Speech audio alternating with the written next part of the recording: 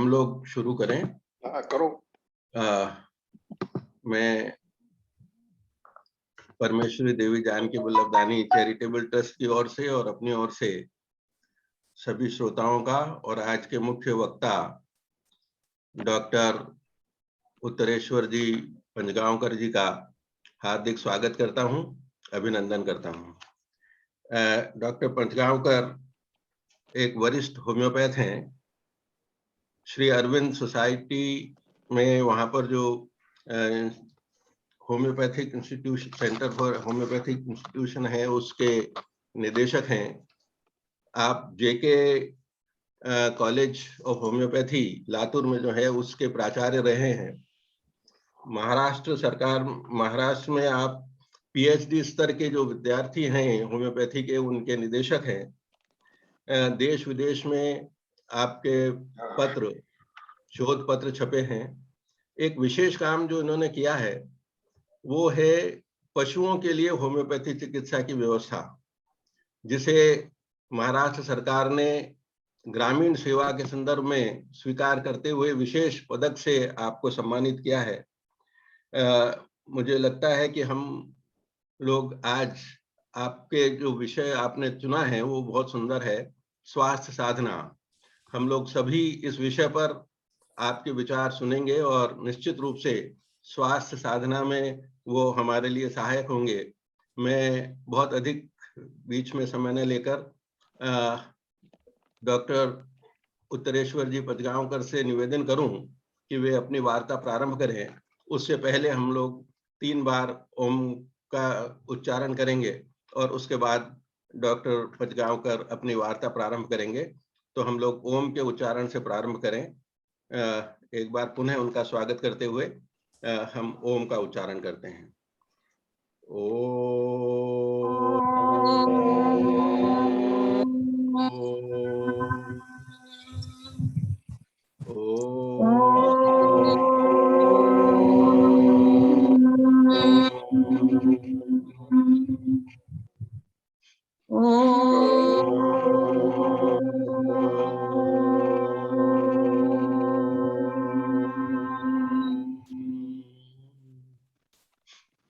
Doctor साहब please. सबको नमस्कार। आज का जो विषय है स्वास्थ्य, वो तो हर एक के जीवन में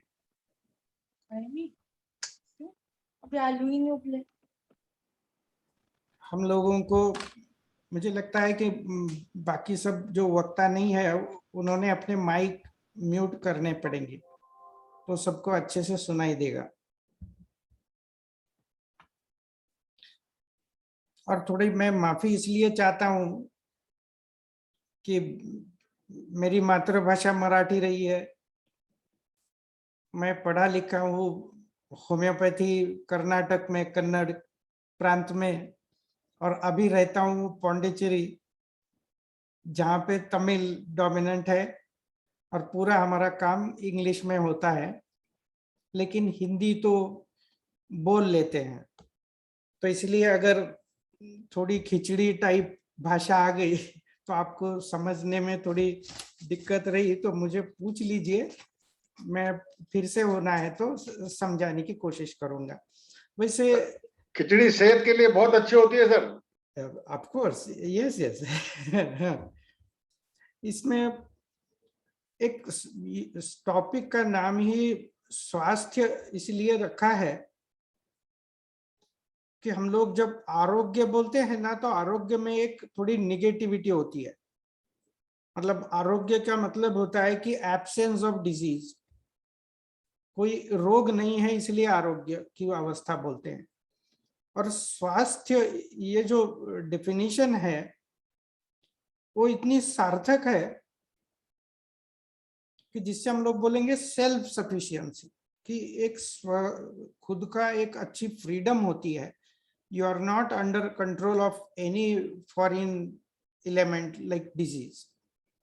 तो इसलिए पहले हम लोग जानेंगे कि अपना स्वास्थ्य कैसे मेंटेन होता है। देखिए, अब एक समझने की बात है कि जो छोटा सा अंश अपने शरीर में होता है, जो स्मॉलेस्ट यूनिट होता है, वो तो पेशी होती है, सेल। और काफी सेल्स का समुच्चय बनके एक टिश्यू बन जाता है। टिश्यू जब बनता है तो काफी टिश्यूज पेशी का समुच्चय होता है, वो समुच्चय साथ में जब काम करते हैं, जब उसका ऑर्गन बनता है। मतलब एक ऑर्गन में काफी टिश्यूज होते हैं, हर एक टिश्यू में काफी सेल्स होते हैं, और वो एक सिंक्रोनाइज्ड फंक्शनिंग करते हैं, और काफी ऑर्गन्स जब एक साथ में जुड़ जाते हैं तो एक सिस्टम बन जाती है, कि जैसे डाइजेस्टिव सिस्टम हो, सर्कुलेटरी सिस्टम हो, मस्कुलोस्केलेटल सिस्टम हो, पचन जैसे श्वसन संस्था हो।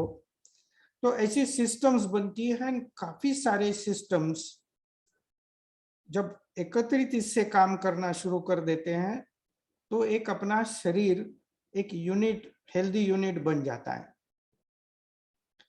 और इसमें ये तो हो गई मैटर लेवल की बात, कि जैसे सेल्स अच्छे से काम कर रहे हैं, टिश्यू बन के, टिश्यू अच्छे काम कर रहे हैं, ऑर्गन बन के, ऑर्गन्स काम कर रहे हैं सिस्टम बन के, और ऑल द सिस्टम्स इंटीग्रली जब काम करते हैं तो पूरा शरीर काम करता है। लेकिन इसके बियॉन्ड कुछ है जो वाइटल है, इंपॉर्टेंट है और जरूरी है।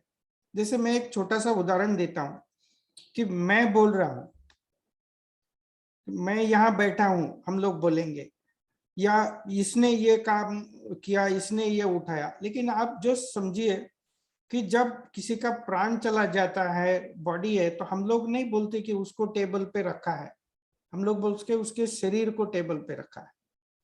मतलब जो व्यक्तिमत्व का जो जो आत्मा है, वो उसको व्यक्तिमत्व देता है। मतलब सबसे इंपॉर्टेंट चीज है ये अंदर का जो प्राण होता है। तो ये पेशी, टिश्यूज, ऑर्गन, सिस्टम्स जब काम अच्छे करते हैं, इसका मतलब ये है कि उसका प्राण अच्छे से काम कर रहा है। और प्राण भी कैसे काम करेगा, तो वो उसके माइंड के निर्देशन के अनुसार काम करेगा। और माइंड भी किस लिए निर्देशन देगा, तो निर्देशन इसलिए कि आपने आत्मा की उन्नति के लिए, मतलब हायर पर्पस ऑफ लिविंग जिसको बोलेंगे। सब ये सभी चीजें एक साथ काम करेंगे तो ही हम लोग बोल सकते हैं कि हमारा स्वास्थ्य अच्छा है। मतलब कोई एकदम सुदृढ़ व्यक्ति है, शरीर से उसका वजन अच्छा है, ताकत अच्छी है, कोई डिजीज नहीं है, लेकिन उसका मानसिक संतुलन ठीक नहीं है, तो हम लोग नहीं बोल सकते हैं कि वो हेल्दी है, स्वस्थ कंडीशन में है, ऐसा नहीं बोल सकते हैं। इतना ही नहीं, एक बहुत इंटेलिजेंट है, माइंड से भी अच्छा है, लेकिन उसके वजह से एक सोसाइटी में कोई डिस्कॉर्ड बनता है, वातावरण दूषित होता है, तो उसको भी हम लोग स्वास्थ्य नहीं बोलेंगे। तो शारीरिक स्वास्थ्य होना चाहिए, मानसिक स्वास्थ्य होना चाहिए, सामाजिक स्वास्थ्य होना चाहिए। और ये सब कब होगा, जब उसका आत्मिक स्वास्थ्य होगा। देखिए, ये जो वर्ल्ड हेल्थ ऑर्गेनाइजेशन है, उसमें हेल्थ की जो परिभाषा इतनी इवॉल्व हो गई है, बदलती गई है, कि उसमें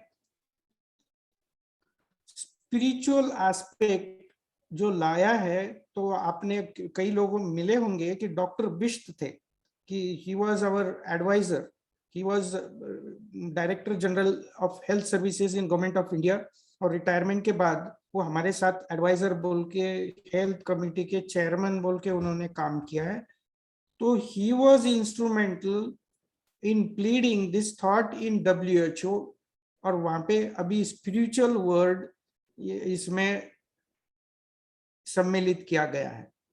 तो अभी हम लोग मानते हैं कि हम लोग स्वस्थ किसको बोलेंगे, कि जिसका शरीर, मन, बुद्धि सामाजिक हेल्थ अच्छी है और आत्मिक हेल्थ भी अच्छी है, और वो भी it should be a dynamic phenomena, मतलब it should be a maintained sustained progress towards evolution of the being.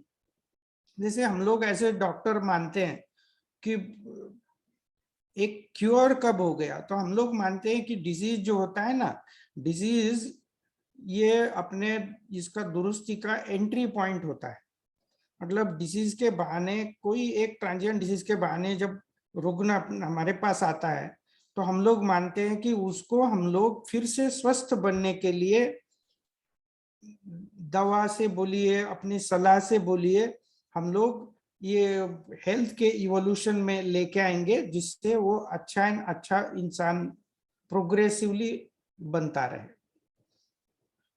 हमारे पास भगवत गीता में बहुत अच्छे से कहा गया है, शायद वो तीसरे अध्याय में कुछ पंक्ति है, मे बी 43rd पैरा, कि देखिए, इंद्रियाणि पराण्या पुरेन्द्रियभ्यः परम मनः, मनसस्तु परा बुद्धिर्यो बुद्धेः परतस्तु सः। मतलब ये है कि जो सेंस ऑर्गन्स है वो तो बॉडी से ज्यादा इंपॉर्टेंट है, लेकिन जब सेंस ऑर्गन से भी ज्यादा माइंड इंपॉर्टेंट है, मन, और उससे भी ज्यादा बुद्धि, और बुद्धि से भी ज्यादा क्या है कि पूरा व्यक्ति इंपॉर्टेंट है। मतलब जिसको हम लोग कंसेप्ट ऑफ टोटलिटी बोलेंगे, वो इंपॉर्टेंट है। लेकिन हम लोग जब डॉक्टर बनके पेशेंट्स को लेते हैं, तो हम लोग उसका एक ऑर्गन है या बुखार है ये समझ के नहीं चल सकते हैं। हम लोग मानते हैं कि जो भी सिम्टम्स आते हैं, जो भी लक्षण आते हैं, they are the effects of the defence getting roused in the person. अगर कोई पेन आ रहा है, कोई बुखार आ रहा है, तो हम लोग सोचते हैं कि ये बुखार किस वजह से आ रहा है, कोई दिशा में डिफेंस जा रहा है, और उसके इसमें हम लोग we just provide the support in the form of medicine and in the form of counselling. तो उससे क्या होता है कि पेशेंट्स को दुरुस्त होने में मदद होती है, और वो एक्टिव पार्टिसिपेशन मिलता है उनका। कभी कभी क्या होता है कि ऐसा हो सकता है कि पेशेंट आप डॉक्टर के पास आए और वो डॉक्टर को बोले कि आप कुछ कीजिए, हम दुरुस्त होंगे, लेकिन हम कुछ परहेज पानी नहीं कर सकेंगे, आप जो करना है आप कीजिए। तो उसमें पेशेंट का अगर पार्टिसिपेशन नहीं रहा तो दुरुस्ती नहीं हो सकती। अब इसलिए हम लोग क्या मानते हैं कि पहला काम करना है कि हर एक ने अपनी दिनचर्या जो है ऐसी रखनी है कि जिससे खुद का स्वास्थ्य जो है अच्छे से मेंटेन होने का वातावरण निर्मित हो। अब हम लोग एक 4-5 क्षेत्र में ज्यादा ध्यान देते हैं एज ए डॉक्टर, कि जैसे पहला हम लोग मानते हैं कि ये सर्केडियन रिदम में व्यक्ति अपने जो 4-5 इसेंशियल अंग है हेल्थ के, वो संभाल रहे क्या नहीं। और सबसे पहला अंग हम मानते हैं कि स्लीप। देखिए, नींद जो है ना, हम लोग ऑन एन एवरेज 7-8 घंटा जब सोते हैं, तो we just are completely renovated, fresh, rejuvenated being, एक 7-8 घंटे की अच्छी नींद होने से। तो हम लोग एक मानते हैं कि अगर नींद होनी है तो एज के अनुसार उसकी आवश्यकता अलग अलग हो सकती है कि, बट लेकिन ऑन एन एवरेज जैसे हम लोग बोलेंगे यंग एज में around 8 hours sleep, and as age advances maybe around 7 hours sleep should suffice. लेकिन स्लीप में, नींद में एक महत्व का मुद्दा ये है कि नींद का मिड पॉइंट मिडनाइट चाहिए। देखिए, सर्केडियन रिदम, आपको पता है कि 2017 का जो नोबेल प्राइज मिला एक टीम को, वो नोबेल प्राइज मेडिसिन का जो मिला है फर्स्ट टाइम की फिजियोलॉजिस्ट को मिला है। और उनका, हम भारतीय तो हंसेंगे उनके इन्वेंशन पे, उन्होंने इन्वेंशन किया है कि जो सेल्स होते हैं सबके, ह्यूमन या प्राणी या वनस्पति के, वो सर्केडियन रिदम के अनुसार उनकी रिएक्शन बदलती है, बिहेवियर बदलता है। मतलब ये दिन और रात के जो 24 घंटे का साइकिल होता है, इसके अनुसार उसका बिहेवियर बदलता है। अब ये तो सर्वश्रुत है पहले से।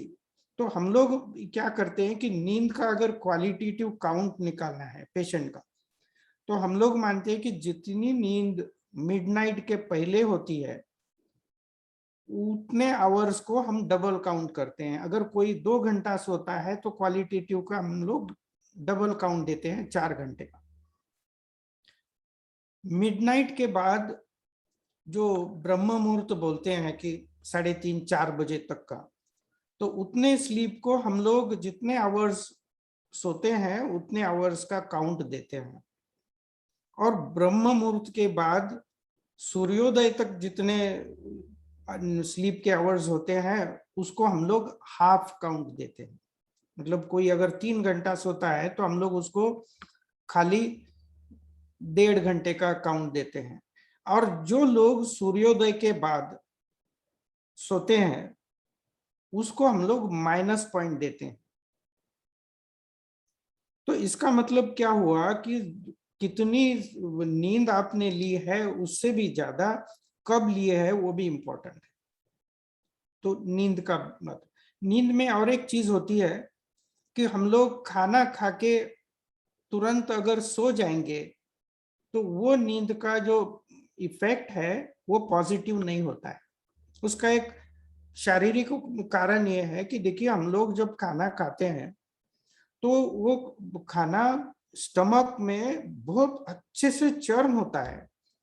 अपने डॉक्टर लोगों को तो पता है कि हम लोग जब डिसेक्शन में स्टमक का डिसेक्शन करते थे एज ए स्टूडेंट, हमारे जो बाइसेप्स है, थाइज के मसल्स है, उतने स्ट्रॉन्ग मसल्स स्टमक के होते हैं कि इतना चर्निंग करना पड़ता है।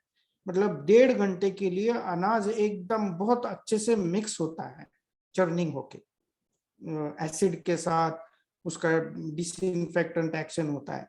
अब आप सोचिए कि आप खाना खा लिए और तुरंत सो गए, थकान की वजह से हो सकता है कि आप नींद भी लगे, तो आपका पूरा शरीर सोया हुआ है थकान की वजह से और स्टमक चर्निंग कर रहा है। उसके वजह से क्या होता है कि नींद की क्वालिटी अच्छी नहीं होती है। तो इसलिए हम लोग एडवाइस करते हैं कि रात को, मतलब इंडियन टाइम के हिसाब से मैं बोल रहा हूँ, कि रात के आप 9 बजे सबसे अच्छा समय है सोने को जाना है। और 9 बजे अगर सोना है तो 2 घंटे के पहले आपका डिनर होना चाहिए। मतलब हो सकता है कि 6 और 7 के बीच में आप अगर खाना खाएंगे तो 9 बजे तक पूरा खाना डाइजेस्ट हो जाता है and you are free to go to bed. अब जैसे नींद का मैंने टाइमिंग बताया, उसके उल्टा दोपहर में अगर सोएंगे, जिसको लोग वामकुक्षी बोलेंगे, या खाने के बाद, तो देखिए हम लोग क्या मानते हैं कि दोपहर में सोना कोई प्रॉब्लम नहीं है, आप सो सकते हैं वामकुक्षी 20 मिनट के लिए, आधे घंटे के लिए, 2 घंटे। एक ही कंडीशन है कि जब आप दोपहर में सोएंगे तो उसके वजह से आपको रात में अगर फ्रेश लगता है, इलेटेड लगता है और स्लीपी नहीं लगता है, और उसके वजह से आप अगर लेट सोते होंगे तो वो हानिकारक है। इसलिए अगर वो कंडीशन है तो दोपहर में सोना नहीं है। 15-20 मिनट का आप सिएस्टा लेके आराम कर दिए, बात अलग है। लेकिन दोपहर में आप 2 घंटा सोएंगे तो रात में कुछ ना कुछ आपको अर्जेंट काम निकल आएगा, क्योंकि यू आर रिलेटेड, और उसके वजह से आप लेट सोएंगे तो लेट उठेंगे, तो एक विशियस चक्कर बन जाता है। तो हो सके एडवाइस है कि 6 और 7 के बीच में डिनर करके आप खाना खाइए। खाना हो सके उतना दिन में खाइए। सबसे अच्छी बात है, आइडियल ये है कि जिसको हम लोग इंटरमिटेंट फास्टिंग बोलते हैं, कि जिसमें 8-10 घंटे के अंदर पूरा खाना 2 बार 3 बार जो खाना है वो खा लीजिए, 14 घंटा बॉडी को आराम मिलना है। कि जैसे आप 8-9 बजे ब्रेकफास्ट करेंगे, 12-1 बजे दोपहर का खाना खाएंगे और शाम में 6 के आसपास खाना खाएंगे, तो आपका 14 घंटा खाना बंद है। तो इसलिए बॉडी को बहुत अच्छा हाइबरनेशन मिलता है, आराम मिलता है। तो खाना दिन में खाइए, 10 घंटे के अंदर खाइए और बाकी के 14 घंटे कुछ खाना जरूरी नहीं है। दूसरी बात है पानी का। पानी का तो हम लोग ऐसा मानते हैं कि पानी पीना तो चाहिए, लेकिन कितना पीना है और कब पीना है और कौन से फॉर्म में पीना है वो भी उतना ही जरूरी है जानना। कि हमने देखा है कि एटलीस्ट 40 to 50% पेशेंट्स जो आते हैं उनमें ये पानी पीने का जो ढंग है वो पता नहीं है, इसलिए प्रॉब्लम्स आते हैं। देखिए पानी का डिहाइड्रेशन की वजह से स्किन में क्रैक्स आना शुरू हो जाते हैं। पानी अगर कम पिया है, डिहाइड्रेटेड स्टेट में आपने खाना खाया है, तो हर एक खाने के साथ आपने भी देखा होगा कि हम लोग आधा लीटर से 1 लीटर तक सलाइवा अपना मिक्स होता है खाने के साथ, जब भी वो स्टमक में वो उसका डाइजेशन अच्छा होता है। अब ये सलाइवा कहाँ से इन्वेस्ट होता है बॉडी में, कोई मिलता है बाद में रिसाइकल होके, लेकिन 2 घंटे के बाद मिलता है। इसलिए उतना हाइड्रेशन हमने खाना खाने के पहले करना जरूरी है। इसलिए हम लोग इंसिस्ट करते हैं कि खाना, हर एक खाना खाने के आधा घंटा पहले तक काफी हाइड्रेशन आप करके रखिए। तो ऑन एन एवरेज हम लोग मानते हैं कि आप अगर ज्यादा मेहनत नहीं करते हैं, ज्यादा पसीना नहीं आता है, मॉडरेट है, तो उसमें हम लोग मानते हैं कि अगर आप ब्रेकफास्ट लेते हैं तो उससे पहले आधा घंटा पहले 1 लीटर फ्लूइड आप कोई भी फॉर्म में ले लीजिए। लंच लेते हो तो लंच के पहले आधा घंटा पहले 1 लीटर फ्लूइड आप ले लीजिए, और same thing with the dinner. आप अगर ज्यादा मेहनत का काम करते हो तो थोड़ा और ज्यादा पानी की मात्रा बढ़ाए, लेकिन एक प्रिंसिपल है कि पानी हमेशा इनफ क्वांटिटी खाना खाने के आधा घंटा पहले तक लेना है। एम्प्टी स्टमक में आधा घंटा पहले आप अगर पानी पिएंगे तो उसका एम्प्टीइंग बहुत फास्ट होता है, बॉडी में तुरंत डिसिमिनेट होता है, और उसके वजह से बॉडी रिमेन्स वेल हाइड्रेटेड। हमने देखा है कि इनन्यूमरेबल कंप्लेंट, जैसे हमारे पास एक केस आया कि एट द एज ऑफ 60 वो लेडी का कंप्लेंट था कि उसका स्वेट की गंदी स्मेल आती है। अब उनको खाली हमने पानी पीने का ढंग दिखाया, तो एक फ्रीली स्वेट होता है ना, जब कॉन्सेंट्रेटेड नहीं होता है स्वेट, फ्री स्वेट होता है जब उसका कोई स्टिंकिंग नहीं आता है, और खाली पानी पीने का ढंग बदला, उनके कंप्लेंट्स चले गए। सेम थिंग कॉन्स्टिपेशन के इसमें भी, अगर पानी की मात्रा अगर कम रही तो ड्राइनेस आ जाता है म्यूकस मेम्ब्रेन पे, तो फिशर होता है, ओट के उधर क्रैक्स आ जाते हैं, स्किन में ड्राइनेस आ जाता है। मतलब इनन्यूमरेबल कंडीशंस होते हैं कि जिसमें एक अनइंटेंशनल डिहाइड्रेशन बोलेंगे। कि अनइंटेंशनल इसलिए कि उनको पता नहीं, लोग बोलते हैं कि हम पानी तो 4 लीटर तो पक्का पीते हैं, लेकिन 4 लीटर कब पीते हैं, तो खाने के बाद पीते हैं। खाने के बाद अगर पानी पिया है तो 2 घंटा बॉडी को नहीं मिल सकता है, तो हर खाने के बाद 2 घंटे तक बॉडी डिहाइड्रेटेड रहती है in spite of drinking moderate quantity of water. तो जरूरी है। और इसमें क्या है कि पानी जब पीना है, आप कोई भी फॉर्म में पी लीजिए, कोई जूस बना के पी लीजिए, नारियल पानी पी लीजिए, ग्रीन टी बना के पी लीजिए, लेमन जूस बना के पी लीजिए, लेकिन जब एम्प्टी स्टमक में पानी पीते हैं तो वो क्लोजर टू बॉडी टेम्परेचर चाहिए। चिल्ड वाटर नहीं पीना है खाली पेट पे। उसका क्या होता है कि देखिए, हम लोग जब पानी पीते हैं आइडियली स्टमक तक पहुंचने के लिए वो अपने बॉडी टेम्परेचर का बनना चाहिए, नहीं तो बॉडी में एक कॉन्ट्रास्ट आ जाता है आप अगर ठंडा पानी पिएंगे तो। हम लोग देखते हैं कि जो लोग चिल्ड वाटर पीते हैं उनकी थर्स्ट तो क्वेंच होती है, लेकिन बॉडी को पानी नहीं मिलता है। हम लोग पानी इसलिए नहीं पीते कि थर्स्ट अपनी क्वेंच करनी है, मेनली बॉडी को सप्लाई करना है हाइड्रेशन का। तो इसलिए जो लोग ठंडा पानी पीना पसंद करते हैं उनको हम लोग एडवाइस करते हैं कि आप क्या कीजिए, प्लेन पानी काफी पी लीजिए, and as a terminal part आप चिल्ड पानी पी लीजिए। दूसरी एक बात हम लोग देखते हैं कि लाइफस्टाइल में जब हम लोग एयर कंडीशन में रहते हैं तो वो लोगों को लगता है कि एयर कंडीशन में रहे तो पानी की ज्यादा जरूरी नहीं होती। ऐसा नहीं है। एयर कंडीशनिंग में डिह्यूमिडिफिकेशन होता है, ड्राईनेस ज्यादा होता है, तो you have to drink little more water when you are in AC. जैसे हम लोग पहाड़ी में, आप लोगों को तो पता है कि जितनी ठंडी होगी उतना डिहाइड्रेशन भी जल्दी हो जाता है, तो आपको पानी पीने का एक ढंग वो देखना है। अब जैसे मैंने नींद का बताया, खाने के टाइमिंग का बताया, पानी का बताया, जैसे खाने में जो सीजन में जो हार्वेस्ट होता है, जो एरिया में जो हार्वेस्ट होता है, वो सब हेल्थ के लिए अच्छा होना चाहिए। नहीं तो आजकल लैक्टोज इंटॉलरेंस, अब आप बोलिए दूध का अगर इंटॉलरेंस है, हम लोग पैदा ही हुए हैं और हमारा पूरा नरिशिंग माँ के दूध पे हुआ है पहला 1 साल तो कम से कम, तो दूध का एलर्जी आने का कोई संभव नहीं चाहिए। लेकिन लैक्टोज इंटॉलरेंस काफी आता है, उसके काफी वजह है हमारे लाइफस्टाइल में, तो दैट हैज टू बी रेमेडीड। लेकिन जो एरिया में जो हार्वेस्ट होता है, जो पकता है, वो खाना चाहिए। आप सीजन के अनुसार खाना खाइए, मॉडरेट पेस से खाइए, मॉडरेट क्वांटिटी में खाइए, और जैसे मैंने सीक्वेंस बताया उससे हिसाब से खाइए। हो सके उतना प्रिजर्व फूड अवॉइड कर दीजिए और आपको कोई प्रॉब्लम नहीं होगी। कि जैसे इंडिया में हम लोग को भी शॉक होता है कि विटामिन D3 का डिफिशियंसी इतना रैम्पेंट कैसे है। क्या है कि हो सकता है कि अपनी लाइफस्टाइल ही ऐसी बनी है कि हम लोग सन का एक्सपोजर होता ही नहीं है। और देखिए ये vitamin D3, vitamin is a misnomer for D3, actually it is a hormone.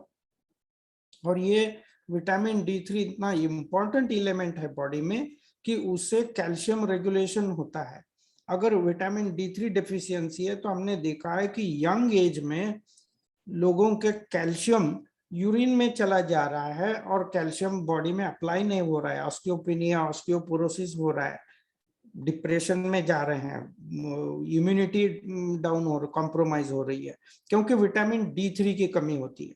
अब ये विटामिन D3 सबको सर्वश्रुत है कि वो अपने अल्ट्रावायलेट रेज के तरफ से सूरज के किरणों से अपने को मिलती है। लेकिन ताज्जुब की बात यह है कि इंडिया में हमारे स्कूल के सर्वे में, दिल्ली में स्कूल के सर्वे हुआ है, 95% children were having deficiency in vitamin D3। अब देखिए विटामिन D3 आर्टिफिशियल सप्लाई भी होता है। इंडिया में करोड़ों रुपए का विटामिन D3 की खपत होती है, लोग खाते हैं आर्टिफिशियल।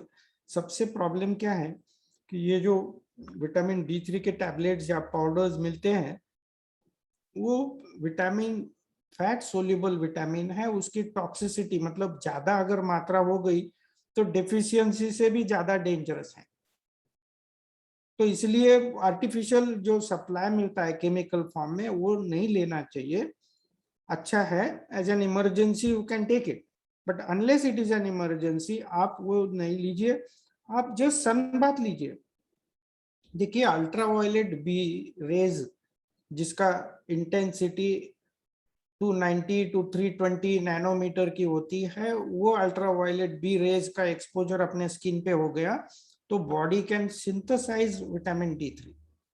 अब इसमें एडवांटेज ये है कि ये जो विटामिन D3 तैयार होता है वो प्रीकर्सर फॉर्म में तैयार होता है, मतलब कितना भी आप बॉडी एक्सपोजर किया और आपके पास विटामिन D3 का प्रीकर्सर जमा हो गया, टॉक्सिसिटी नहीं आएगी।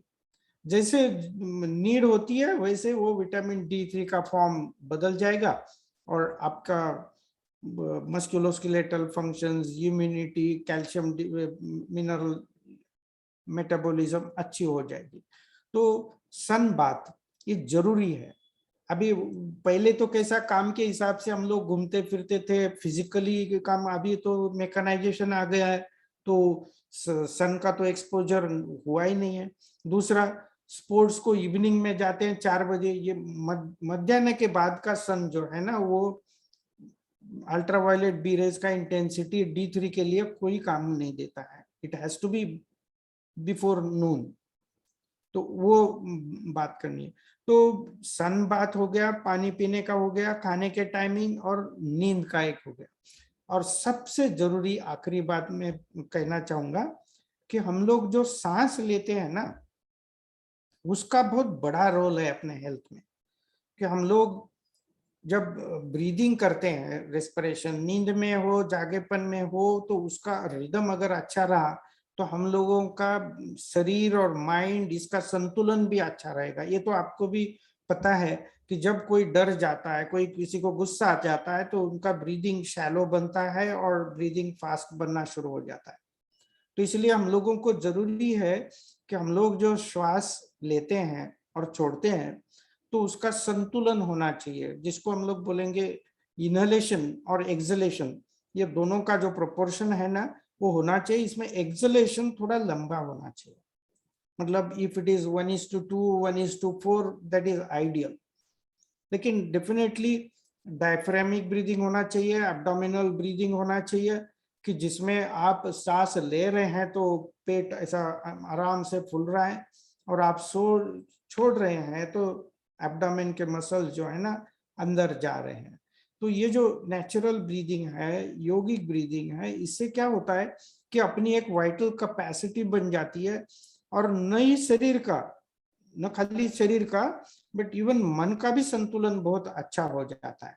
तो इसलिए कई लोगों को बोलते हैं कि आपको अगर कभी गुस्सा आ गया तो आपके सांस का नियंत्रण करो, सांस इनहेलेशन और एक्सहेलेशन पे ध्यान दो, एक्सहेलेशन लंबा कर दो, आप 2 मिनट में शांत हो जाएंगे। तो इसलिए ये ब्रीदिंग टाइम, ये नींद का, पानी पीने का, खाने के टाइमिंग ये करेंगे।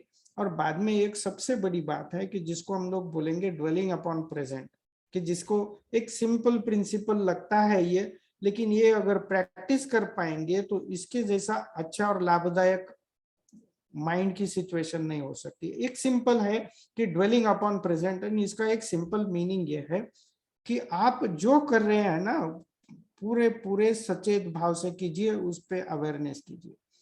आपको अगर कोई स्ट्रेस का काम कर रहे हो तो पूरा आप उसमें इंटरेस्ट लेके कीजिए। लेकिन जब उससे बाहर हम लोग निकलते हैं, सिंपल उदाहरण है कि मैं नहा रहा हूं, तो मैंने आराम से खाली नहाना है। मैं खाना खा रहा हूं तो आराम से खाना खाना है, रास्ते में चल रहा हूं तो आराम से चलना है, और जब काम कर रहा हूं तो आप 100% काम कर दीजिए। उससे क्या होता है कि बॉडी एंड माइंड का एक बैलेंस बहुत अच्छे से मिलता है, और बॉडी अपना एक हाइबरनेशन बन जाता है। देखिए, आपके इसमें इंजीनियर लोग भी है, वो समझ सकते हैं कि जब स्टेयरकेस का डिजाइन होता है, आर्किटेक्ट बीच बीच में लैंडिंग रखते हैं। अब लैंडिंग इसलिए रखते हैं कि खाली 2 स्टेप आप अगर चढ़ना बंद करेंगे और सेम लेवल पे चलेंगे ना, तो उसका उतना रेस्पाइट काफी हो जाता है।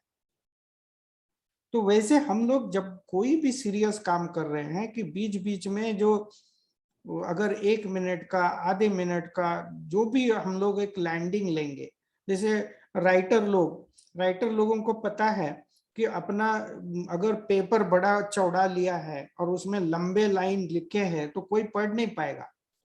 तो राइटिंग में comma, full stop, paragraph, margin, columns इसलिए होते हैं कि पढ़ने वाले को टायर्डनेस हो। जैसे एक लाइन खत्म हो गई, एक एक 3 इंच का कॉलम है और वो लाइन खत्म हो गई, तो वो लाइन से दूसरे लाइन तक आने तक जो रेस्पाइट मिलता है आपके लिए, उतना भी काफी होता है। हम लोग जब ब्लिंकिंग करते हैं without even being aware of it, उतने ब्लिंकिंग होता है 1/8 सेकंड का फ्रैक्शन होता है, 1/8 सेकंड, लेकिन उसमें भी हमको रिस्पेक्ट मिलता है। तो मैं बोलता हूँ कि हम लोग जब दिन भर काम करते हैं तो उसमें हम लोग कॉमा, फुल स्टॉप, पैराग्राफ, ये पॉलिसी लेना चाहिए, तो उससे टायर्डनेस नहीं होगा। मतलब आप सुबह से शाम तक काम करते रहिए, लेकिन ये एटीट्यूड से करते रहेंगे, ठीक पानी पिएंगे, टाइम पे खाना खाएंगे, टाइम पे सोएंगे, तो आपकी एनर्जी लेवल जो है ना कॉन्जर्व हो जाती है। एंड दैट हेल्थ प्रिजर्वेशन, जो अपना इनेट क्वालिटी होता है, अपनी एक इनबिल्ट इम्यूनिटी होती है, उसके माध्यम से बहुत अच्छा स्वास्थ्य हम लोग मेंटेन कर सकते हैं।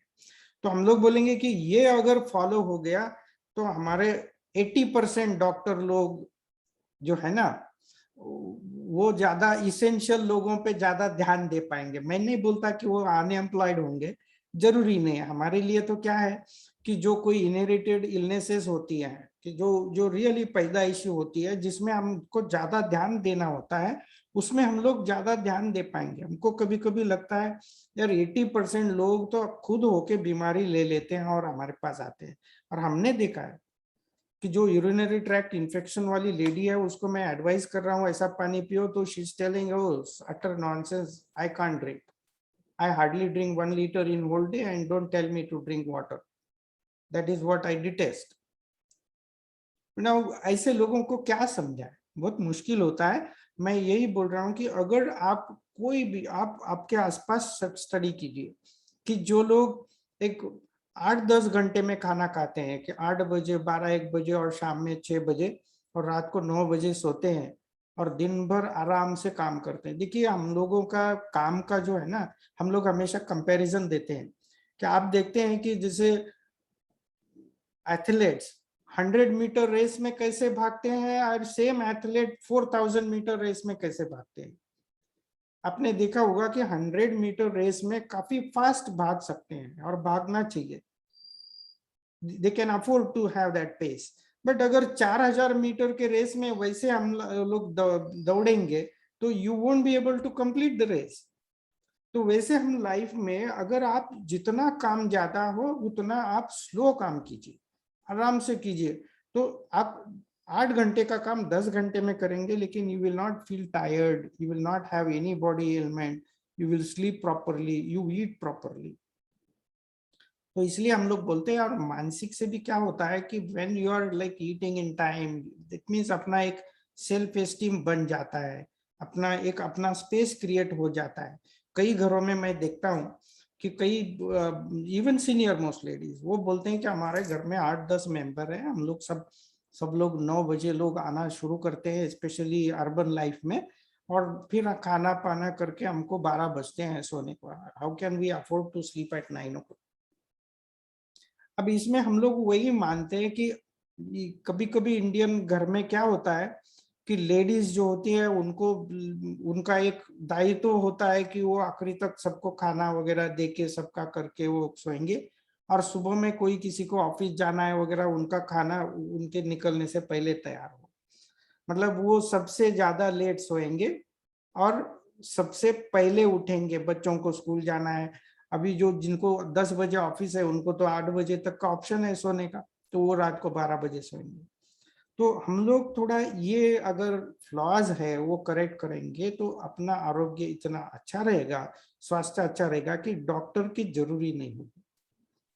और डॉक्टर को क्या है कि समय मिलेगा कि जहाँ रियली जेन्युइनली बीमार है लोग, कोई ऑटोइम्यून डिसऑर्डर्स है, कोई इनहेरिटेड डिसऑर्डर्स है, कोई iatrogenic डिसऑर्डर्स है, कोई पॉइजनिंग के केसेस है, तो उनमें हम लोग ज्यादा ध्यान दे पाएंगे। और जो इंडिस्पोजिशन है, इंडिस्पोजिशन का मतलब है कि खुद ने होके बीमारी, ज्यादा खाना खा लिया, गलत खाना खा लिया और बीमारी हो गई, उसमें डॉक्टर का कितना रोल होता है। तो इसलिए मेरा कहना है कि लाइफस्टाइल पे ज्यादा ध्यान दीजिए सब लोग, लाइफस्टाइल में। और वो भी शुड बिकम अ कल्चर कि जैसे एक घर में अगर रात को 9 बजे सोना है तो एक ने डिसाइड करके नहीं होगा बाकी, क्योंकि आजकल मैंने देखा है कि पहले तो ऐसा था कि गवर्नमेंट ने भी रात को 9 बजे के बाद कंसेशनल रेट पे फोन टेलीफोन्स रखे थे, तो सब लोग 9 के बाद ही फोन करना शुरू कर देते थे। तो वैसे माहौल हम लोग अगर करेक्ट करेंगे एक सोशल लेवल पे तो काफी डिफरेंस होगी। तो मुझे लगता है एक बाजू से करने के बजाय हम लोग क्वेश्चन आंसर्स करेंगे तो मुझे भी पता चले कि कुछ इंटरैक्टिव सेशन होगा और वो अच्छा रहेगा। धन्यवाद डॉक्टर साहब। आप कोई भी प्रश्न अगर हैं तो आमंत्रित हैं। नमस्कार डॉक्टर।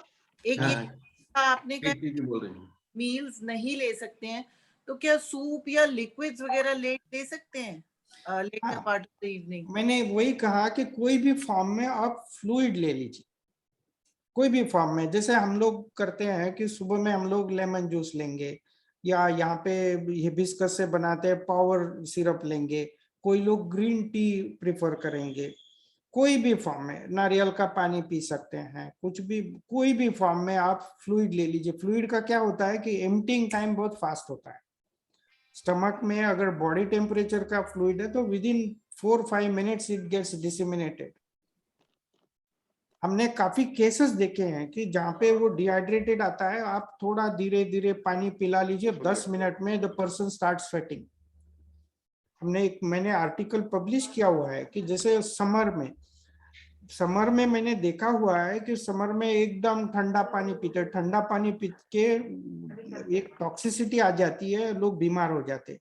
लेकिन आप कोई भी फॉर्म में लिक्विड ले लीजिए, कोई प्रॉब्लम नहीं, खाली सीक्वेंस वो रखिए कि लिक्विड पहले और बाद में सॉलिड। थैंक यू डॉक्टर साहब। और किसी का कोई सवाल हो तो? डॉक्टर साहब, आपकी वार्तालाप से एक कुछ मुझे याद आई कि किसी ने बताया था कि जीडी बिरला, उनकी बात को जो है कि सुबह जब कोई मिलता था तो वो कहते थे, अरे पूछते थे, बाबू रात को नींद ठीक आई, बाबू पेट साफ हुआ? वो कहते थे जिंदगी में केवल 2.5 सुख है। दानी जी की आवाज नहीं आ रही है। हेलो, आ रही है साहब? गोयल साहब, सबको आ रही है? आपका माइक पे, आपके उस पे देखो। पहला सुख नींद ठीक से आई, दूसरा सुख पेट साफ हो गया, बाकी आधे सुख में सारी जिंदगी है। बहुत अच्छी बात। सही है, सही है। और किसी का कोई प्रश्न हो तो? क्या वो विशियस होता है, मतलब आपका अगर इंडाइजेशन है तो आप ठीक नहीं सो सकते, आपका अगर मलावरोध है तो भी आप ठीक से सो नहीं सकते, ठीक से नहीं सोएंगे तो मलावरोध भी हो जाता है। तो ये विशियस है, वो सही है। और किसी का कोई प्रश्न हो? मुझे पूछना है। हाँ, पूछिए जी।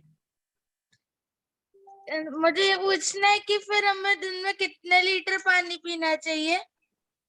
वही समझाया कि आप ऑन एन एवरेज आप 1-1 लीटर खाना खाने से पहले अगर पिएंगे तो बाद में जब भी प्यास लगे पी सकते हैं, लेकिन मिनिमम ऑप्टिमम क्वांटिटी जो है minimum 1 litre average body weight के हिसाब से आधा घंटा पहले। लेकिन 1 लीटर वन गो में नहीं पी सकते, आप पीना भी नहीं चाहिए। तो आप एक 5-6-10 मिनट का अंतर रख के पी लीजिए। तो एक आधे घंटे का प्रोग्राम रखिए कि आप फ्लूइड काम करते करते पी रहे हैं। और हम लोग निगेटिव में नहीं बोलते कि खाने के बाद नहीं पीना चाहिए, या नहीं बोलते, हम लोग ये बोलते कि खाने के बाद पीने से 2 घंटे तक बॉडी को मिलेगा नहीं। तो इसलिए मिलेगा नहीं, मतलब जितना पानी आप पियोगे उतना स्टमक में चर्न होता जाएगा, it will just add to the weight of churning, लेकिन मिलेगा नहीं। इसलिए हम लोग बोलते पहले पीना चाहिए। अगर कभी कोई लोग 2 मील का खाना खाते हैं तो उनको तो हम बोलते हैं कि 2-2 लीटर पीना चाहिए, मतलब 4 लीटर।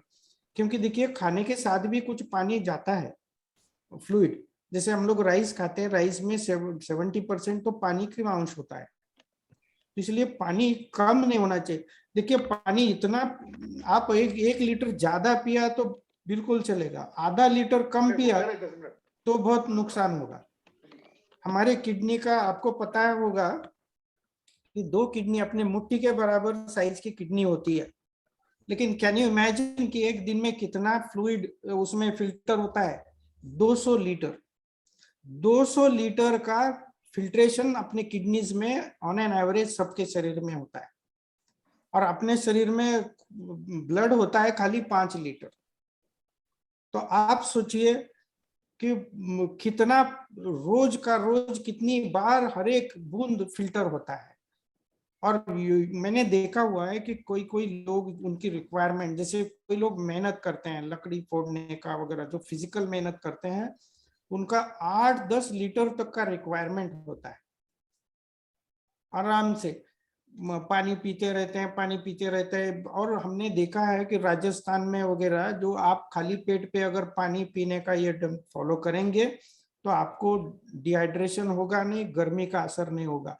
एक नेचुरल कूलेंट अपने बॉडी में सर्कुलेट होता है, स्वेट आने से एकदम ठंडा महसूस होता है। बाहर से कुछ भी कूलर लगाने से ज्यादा है कि अंदर से कूलिंग हो। हेलो। हाँ। हाँ। और कोई प्रश्न? आप पूछ रहे हैं ना, आज वाजपेयी साहब कुछ पूछ रहे हैं। डॉक्टर साहब, एक प्रश्न जरा सा थोड़ा हटके है कि मेरा क्वेश्चन है कि क्या होम्योपैथिक दवाइयों का पेस्टिसाइड के रूप में भी यूज हो रहा है डॉक्टर साहब? पेस्टिसाइड, जी हाँ देखिए होम्योपैथी का एक प्रिंसिपल है कि अपनी अंदर की इम्यूनिटी बूस्ट करे। पेस्टिसाइड, पेस्ट को मारना, ये होम्योपैथी का कंसेप्ट नहीं है। हम लोग क्या मानते हैं कि पेस्ट जब बढ़ती है इसका मतलब है प्लांट के अंदर वो इम्यूनिटी डाउन हो गई है, ससेप्टेबिलिटी आ गई है। तो हम लोग देते हैं दवा कोई डिजीज के लिए, तो वो प्लांट की इम्यूनिटी बढ़ाने के लिए देते हैं, जिससे पेस्ट नहीं बढ़ेगी। अच्छा अच्छा। हाँ, तो इसलिए पौंडीचेरी में ऐसे प्रयोग हो रहे हैं कि प्लांट की इम्यूनिटी बढ़ाने के लिए और होम्योपैथिक वो हम लोग काम दिया कर गया रहे दवाई। हैं, हम लोग काम कर रहे हैं। हम ही नहीं, दुनिया में काफी लोग हैं कि इसके ऊपर काम कर रहे हैं। देखिए ये प्लांट की इम्यूनिटी बहुत कॉम्प्लेक्स चीज होती है। मतलब क्या है कि डॉक्टर साहब उसके रिजल्ट क्या है? रिजल्ट बहुत अच्छे हैं। हम लोग तो मानते हैं कि बहुत अच्छे रिजल्ट है। इसलिए देखिए ये सॉइल, अब सॉइल भी हम लोग मानते हैं कि soil is a dynamic thing, you know. Soil, उसका लाइफ होता है, उसकी ससेप्टेबिलिटी होती है, और प्लांट की एक अपनी ससेप्टेबिलिटी होती है, और उसके वजह से पेस्ट बढ़ते हैं। हमने एक बॉटेनिस्ट देखे हुए हैं, बर्लेटन उनका नाम था। वो कोई भी फार्म में अगर कोई हिल पे गए, वो वहाँ की जो प्लांट्स है उनको देख के बोलते थे कि ये सॉइल का क्या कॉम्पोजिशन होगा। मतलब उनको सॉइल टेस्टिंग करने की जरूरी नहीं रहती थी, वो खाली प्लांट्स देख के बोल सकते थे कि ये सॉइल में क्या कमी है, क्या ज्यादा है। तो इसका मतलब है कि हम लोग पेस्ट को दवा नहीं देते, पेस्ट जाने के लिए हम लोग प्लांट को दवा देते हैं, होस्ट प्लांट को, विच हैज एक्सेप्टेड और अलाउड पेस्ट टू ग्रो। जी। तो डॉक्टर साहब ये जो इम्यूनिटी बूस्टर, ये जो होम्योपैथिक दवाइयां हैं, इनका क्या किसी कंपनी ने कॉमर्शियल लेवल पे भी प्रोडक्शन शुरू किया है, या अभी केवल ये नहीं? देखिए इसमें एक बहुत ये है कि कंपनी अब शुरू किया है, काफी लोगों ने पेटेंट्स भी लिए हुए हैं जी, काफी रिसर्च करके पेटेंट्स लिए हुए हैं, लेकिन उसका हम लोग रिलायबली नहीं बोल सकते, क्योंकि इतना कॉम्प्लेक्स है प्लांट के डिसीजेस जो हैं। जैसे सॉइल में डेफिशिएंसी है और उसके वजह से अगर पेस्ट बढ़ रही है तो कुछ नहीं कर सकते। और इसमें भी मतलब वो प्लांट ससेप्टेबल होगा, वो डेफिशिएंसी आपको कैसी देगी, तो वो सॉइल को ट्रीटमेंट देना पड़ेगा। सॉइल में जो है, सॉइल का कल्चर अगर बदल गया, देखिए आपने खेती में तो जानते हैं कि काफी सॉइल में एक बैक्टीरियल कल्चर होता है, फ्रेंडली बैक्टीरियल कल्चर, उसके वजह से सॉइल की फर्टिलिटी होती है। खाली मिनरल्स अवेलेबल होके नहीं चलता है, वहां पे जो बैक्टीरियल कल्चर है, फ्लोरा है, वो ऐसा चाहिए कि वो अंदर के न्यूट्रिएंट्स प्लांट्स को एक्सेप्ट हो, ऐसे फॉर्म में बना के दे। तो और कोई प्लांट्स में भी एक होस्ट पैरासाइट जैसा फ्रेंडली रिलेशनशिप होता है कि एक प्लांट को जो जरूरी चीज है वो दूसरा प्लांट वहां पे सॉइल में चेंजेस करके वो मिनरल्स पैदा करता है। ये खेती सबसे मुश्किल, हम लोग मानते हैं ह्यूमन डॉक्टर का काम इजी है। ये जो खेती वाले डॉक्टर है ना, एग्रो फिजिशियंस, उनका काम बहुत कॉम्प्लेक्स है। सॉइल फैक्टर वहां जाता है ना सब्जी। हाँ, वो जरूरी है। हम लोगों को तो लगता है कि वो अगर काम अच्छे से हो जाए कि फ्रेंडली ऑर्गेनिजम्स को हम लोग हार्बर करें, वहाँ के जो अर्थवर्म्स है उनका स्टडी करके वो सॉइल का फर्टिलिटी वो हिसाब से डायनामिकली बढ़ाए, तो जो प्लांट्स खाएंगे उतना ही नहीं, तो जो प्लांट्स हम लोग कंज्यूम करते हैं अनाज, काफी अपने हेल्थ पे डिफरेंट डायनामिक लेवल पे अपना हेल्थ जाएगा।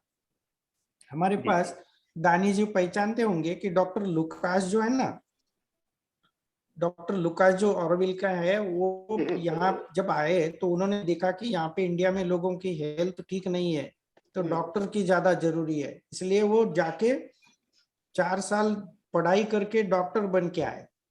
और जब उन्होंने 10 साल प्रैक्टिस शुरू किया यहाँ पे हेल्थ सेंटर में, तो उन्होंने ध्यान दिया कि अरे लोग ठीक से खाना ही ठीक से खाते नहीं है, मिलता नहीं है, तो हेल्थ कहाँ से अच्छी हो जाएगी। then he turned into organic farming. और अभी वो सॉइल में काम कर रहे हैं, ऑर्गेनिजम्स पे काम कर रहे हैं कि जिससे न्यूट्रिशन अच्छा हो।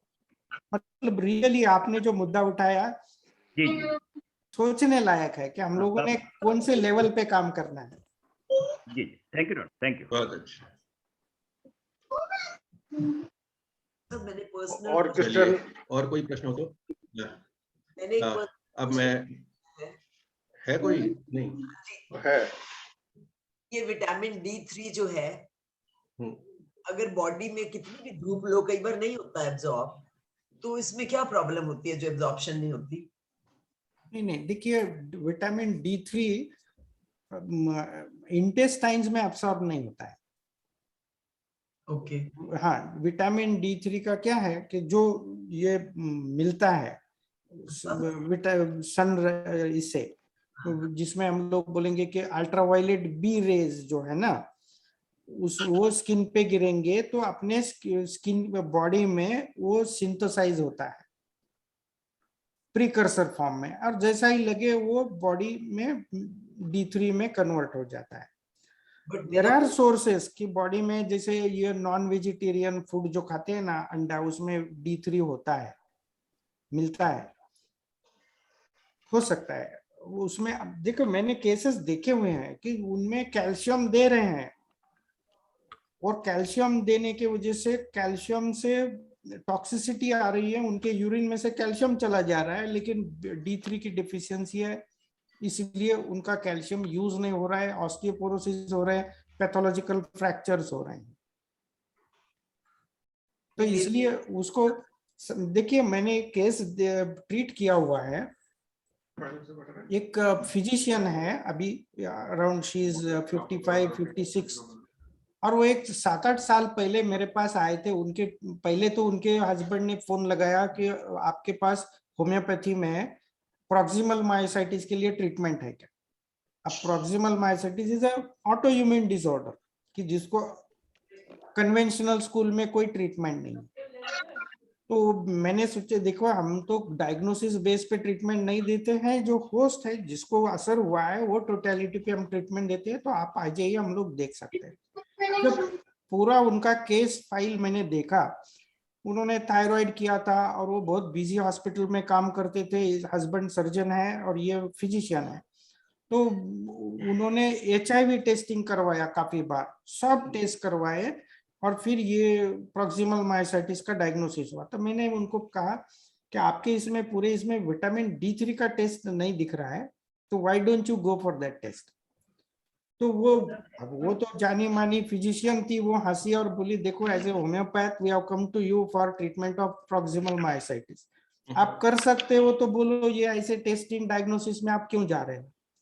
वो लटक रहा है क्योंकि एक 4-5 फिजिशियन के पैनल ने ये डायग्नोसिस किया है प्रॉक्सिमल मायोसाइटिस, आप क्यों इसमें जा रहे हो? आप कर सकते हो तो बोलो।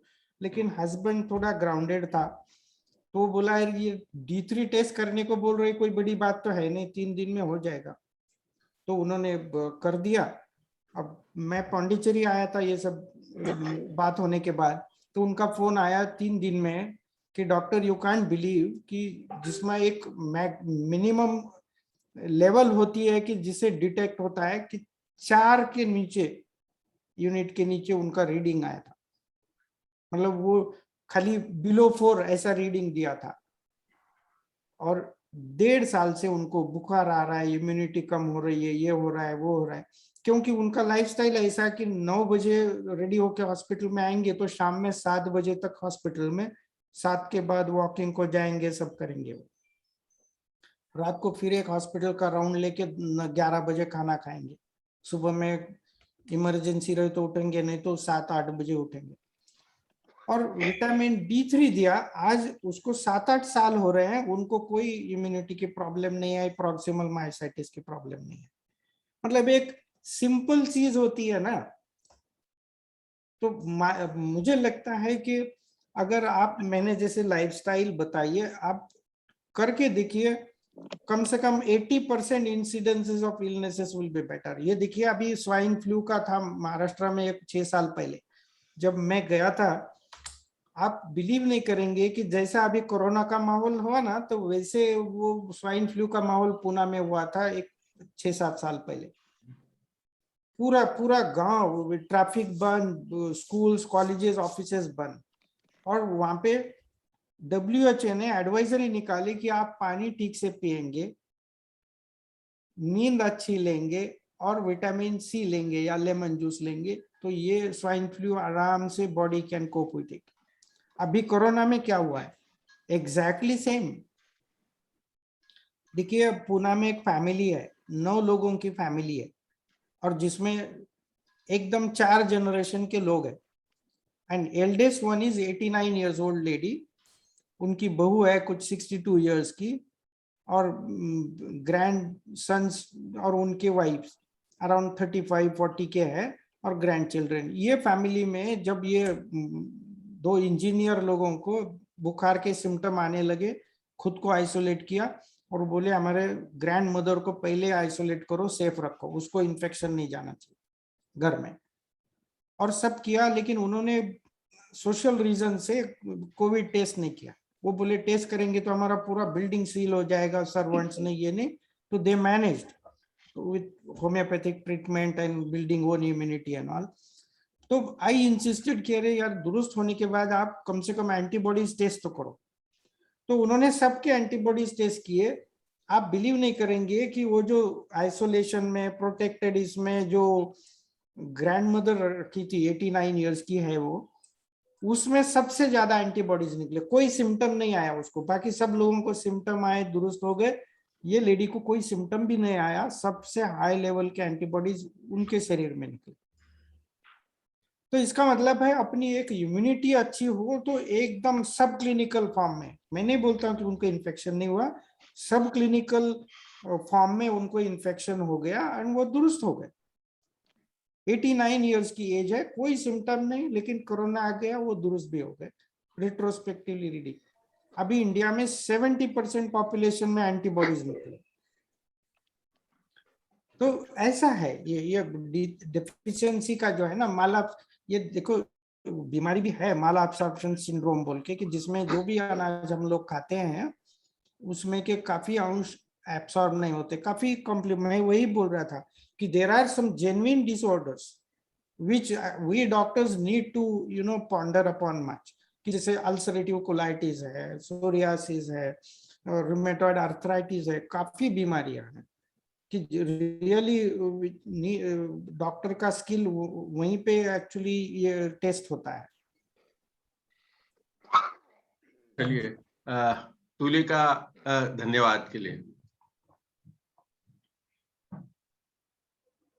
आवाज खोलो, पहले अपनी आवाज खोलो, म्यूट अनम्यूट करिए तुली का। हाँ, डॉक्टर पचगांवकर सर का पूरे ट्रस्ट की तरफ से, हमारे पूरे परिवार की तरफ से और बहुत बहुत धन्यवाद ज्ञापित करती हूँ। और मैं सभी हमारे जो श्रोता हैं जो बिल्कुल निरंतर हमसे जुड़े हुए हैं और लाभान्वित होते हैं इतनी महत्वपूर्ण वार्ताओं से, उन सब का भी मैं बहुत हार्दिक धन्यवाद देती हूँ।